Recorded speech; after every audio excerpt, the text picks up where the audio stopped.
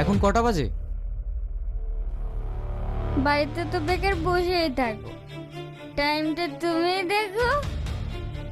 আমি না হয় বেকার, কিন্তু তুমি এত রাত অবধি কি করছিলে শুনি? পডকাস্ট।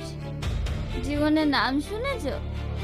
যারা সেলিব্রিটি তারাই জানে এর মানে। ওইসব জেনে আমার লাভ নেই। বাড়িতে বাচ্চা আছে, অন্তত এর মুখের দিকে তাকে একটু তাড়াতাড়ি বাড়ি আসতে পারো। দেখো, আমি তোমাকে প্রথমেই বলেছিলাম আমি একজন সেলিব্রিটি, আমি এখন বাচ্চা নেব না। তুমি জোর করে নিয়েছিলে, তাই এখন বাচ্চার দেখভাল করার দায়িত্ব তোমার। মা, আমি তোমার কাছে ঘুমাবো। What? চলো মধু, তুমি আমার কাছে ঘুমোবে।